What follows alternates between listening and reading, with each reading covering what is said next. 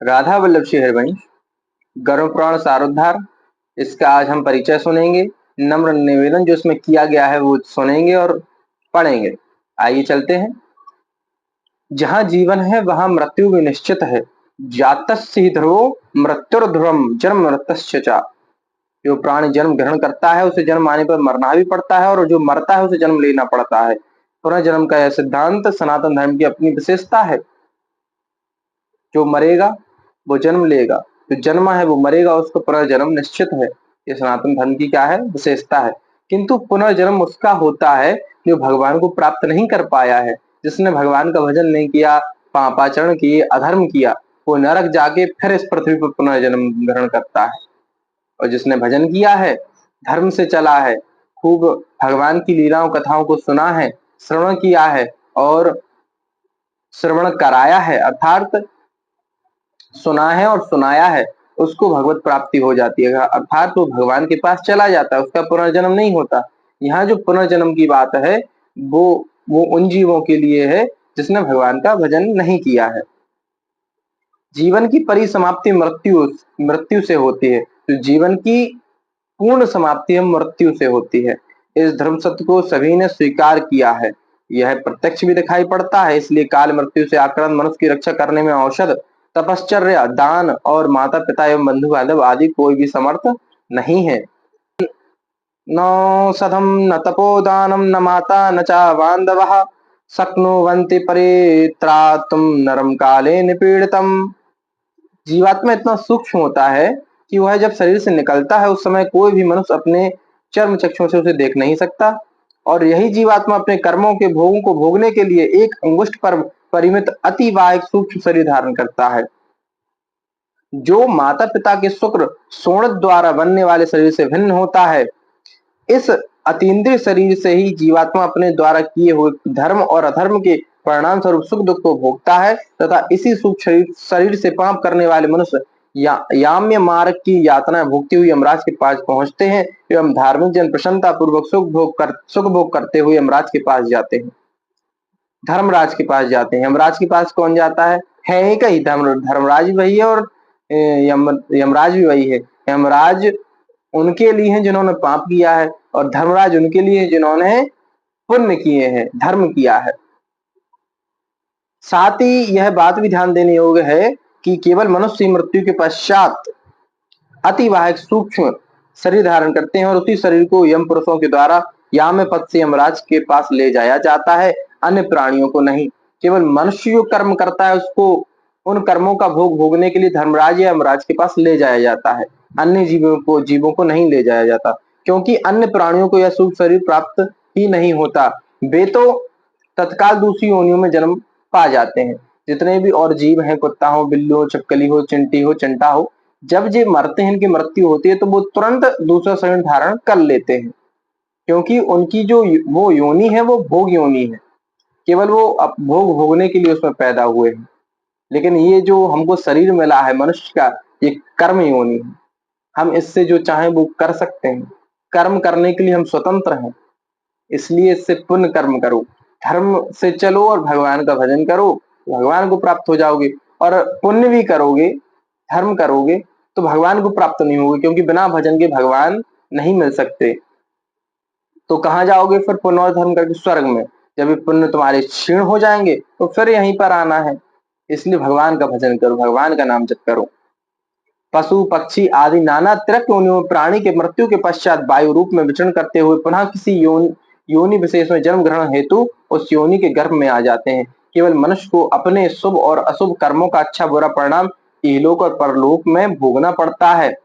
मनुष्या प्रतिपद्यन्ते स्वर्गम नरकमेव वा नैवान्ये प्राणिनः केचित् सर्वं ते फलभोगिनः शुभानां व कर्मणां भृगुनन्दन संजया क्रियते लोके मनुष्यैरेव केवलम् तस्मान् मनुष्यस्तु मृतो यमलोकं प्रपद्यते नान्यः प्राणि महाभाग फल्योनो व्यवस्थितः।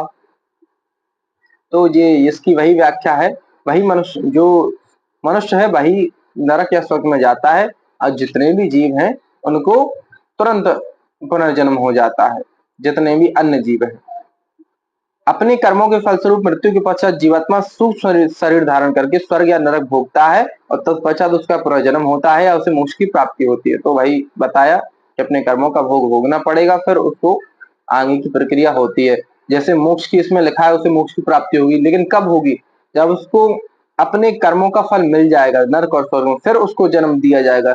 जब फिर से जन्म होगा तो उसको फिर एक मौका दिया जाएगा, इंसान ही का दिया जाएगा। जैसे उसने कम पाप की और ज्यादा पुण्य किए तो उसको फिर से मनुष्य का शरीर दिया जाएगा। उसने थोड़ा भी अगर भजन किया तो उसे फिर से शरीर मिलेगा मनुष्य का, और फिर वो खूब भजन द्वारा या योग मार्ग से, ज्ञान मार्ग से मोक्ष की प्राप्ति कर लेगा या भक्ति मार्ग से भगवान को प्राप्त हो जाएगा।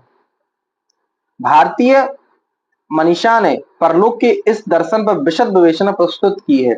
अब इसमें थोड़ा सा आ गया है, विवेचना की है। हमारे शास्त्रों पुराणों में मृत्यु का स्वरूप, मरणासन व्यक्ति की अवस्था और उसके कल्याण के लिए अंतिम समय में किए जाने वाले कृत्यों तथा विविध प्रकार के दानों आदि का निरूपण हुआ है। साथ ही मृत्यु के बाद औषधैहिक संस्कार, पिंडदान, तर्पण, श्राद्ध, एकादशः, सपिंडीकरण, अशौचादि निर्णय, कर्म विपाक, पापों के प्रायश्चित का विधान आदि वर्णित है। इनमें नरकों, यम मार्गों तथा यम मार्ग में पड़ने वाली वैतरणी नदी, यम सभा और चित्रगुप्त आदि के भवनों के स्वरूपों का भी परिचय दिया गया है। इसी प्रकार स्वर्ग, वैकुंठ आदि लोकों के वर्णन के साथ ही पुरुषार्थ चतुष्टय, धर्म, अर्थ, काम और मोक्ष को प्राप्त करने की विविध साधना का निरूपण हुआ है और जन्म मरण के बंधन से मुक्त होने के लिए आत्मज्ञान का प्रतिपादन भी प्राप्त है। हमारे शास्त्रों में सब कुछ है। नरक का भी वर्णन है, स्वर्ग का भी है, वैकुंठ का भी वर्णन है, मोक्ष प्राप्ति के लिए साधन है, क्या करना चाहिए मोक्ष अगर हमको पाना है, तो इस सब का वर्णन हमारे शास्त्रों में ऑलरेडी है। बस पढ़ने की तुम आपको आवश्यकता है और हमको आवश्यकता है, और उस मार्ग पर पढ़ के चलने की आवश्यकता है, तभी तो मोक्ष मिलेगा। नहीं तो पढ़ भर लो तो पढ़ने से थोड़ी मोक्ष की प्राप्ति हो जाएगी। उस मार्ग पर चलना पड़ेगा। जैसे हमें कहीं भी जाना है, मान लिया हमको रामेश्वरम जाना है, हमने किसी से पूछ लिया या जान लिया ऐसे ऐसे जाना है और हम जाए ना, पहुंच जाएंगे नहीं। इसी प्रकार हमको शास्त्र पढ़कर उस पर चलना पड़ेगा, उस मार्ग पर, तभी हम उसकी प्राप्ति कर पाएंगे। इन संपूर्ण विषयों का एक सुंदर शास्त्रोक्त संकलन प्रस्तुत ग्रंथ गरुड़ पुराण सारोद्धार में उपलब्ध है। यह 16 अध्यायों में सुगुम्फित है। प्राय श्राद्ध आदि पितृ कार्यों तथा अशौचावस्था में परंपरा से इसी को सुनाया जाता है और सामान्य लोग प्राय से ही गरुड़ पुराण के रूप में जानते हैं, किंतु वास्तव में यह ग्रंथ मूल गरुड़ पुराण से भिन्न है। प्राचीन काल में राजस्थान के विद्वान पंडित नय निधि शर्मा जी के द्वारा किया गया एक महत्वपूर्ण संकलन है। इसमें श्रीमद आदि शंकराचार्य के विवेक चूड़ामणि, भगवद गीता, नीति शतक, वैराग्य शतक एवं अन्य पुराणों के साथ गरुड़ पुराण के श्लोकों का भी संग्रह है। अर्थात इसमें सब कुछ का मिश्रण ये पुराण है सारोद्धार, गरुड़ पुराण सारोद्धार। ये मूल गरुड़ पुराण नहीं है, किंतु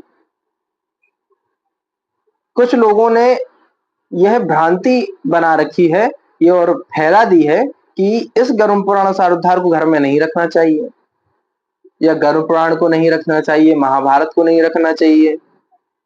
केवल श्राद्ध आदि प्रेत कार्यों में ही इस कथा को सुनते हैं। किसको? गरुड़ पुराण को। यह बड़ी भ्रांति है।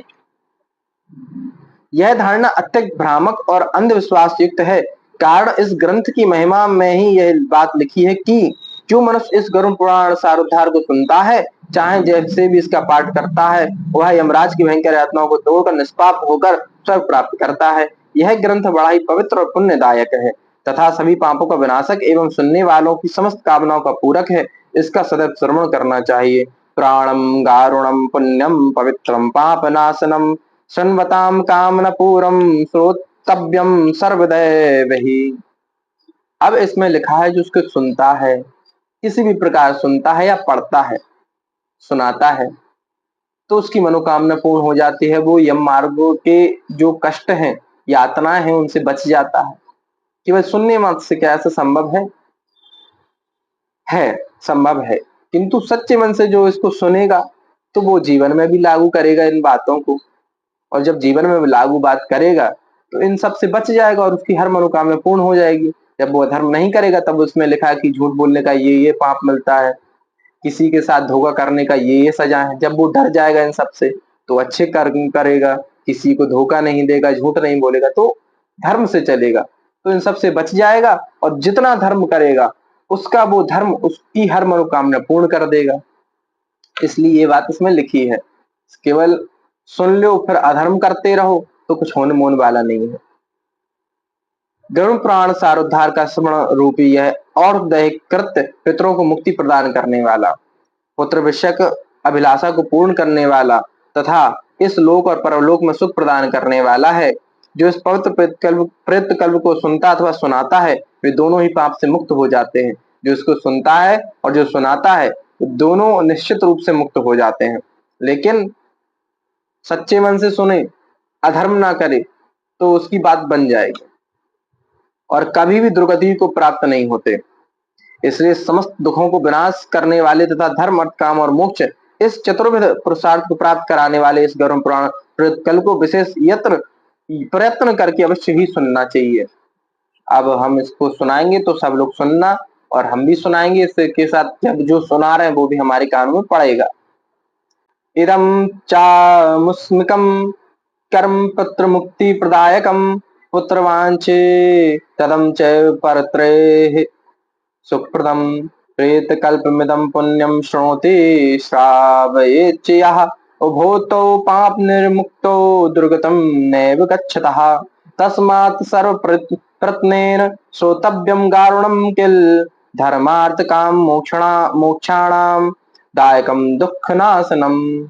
जो हमने यही बताया कि जिसको सुनेगा उसके पितृ मुक्त हो जाते हैं, उसको पुत्र की प्राप्ति हो जाती है, सब सुख उसको प्रदान हो जाते हैं, उसकी कभी दुर्गति नहीं होती और मुक्ति पा लेता है।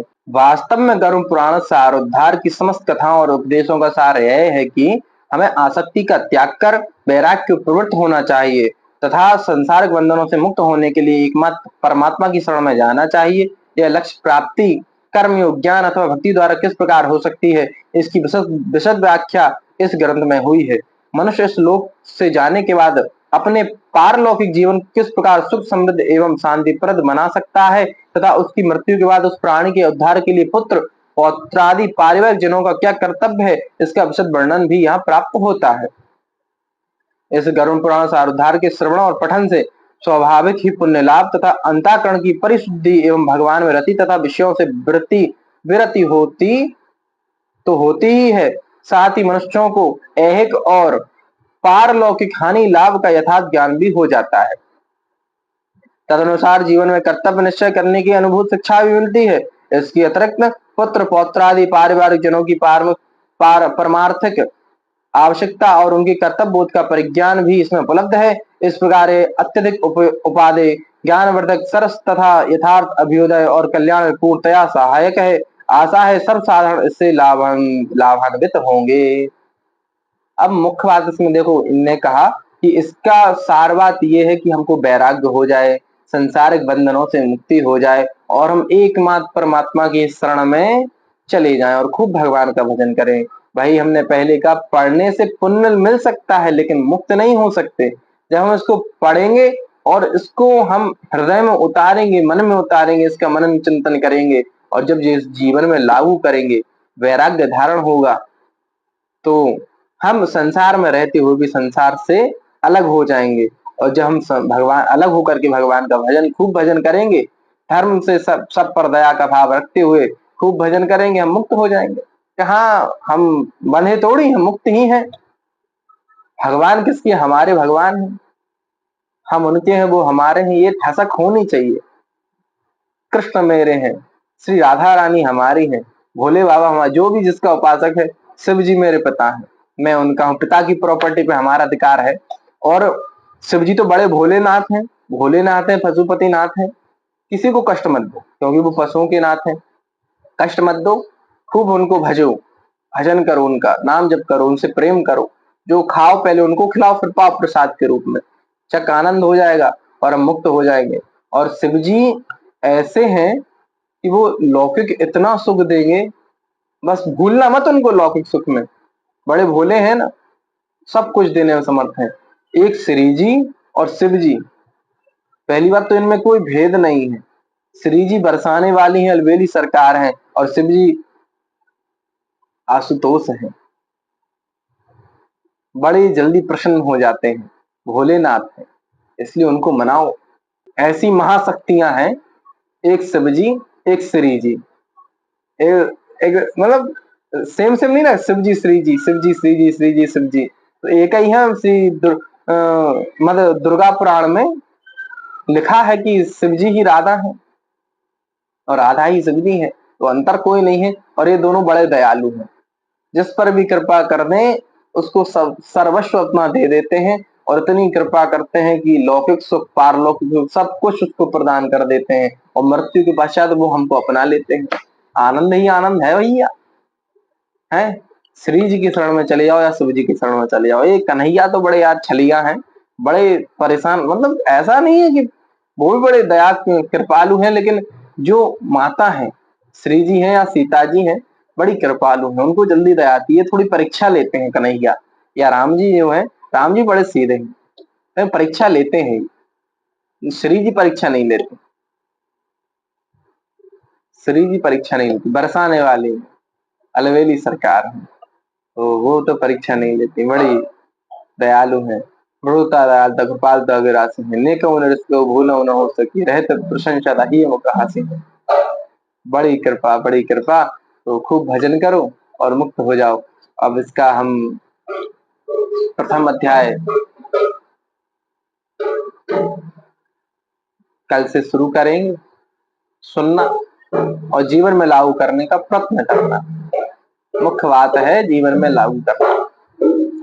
जय सिया राम, राधे श्याम।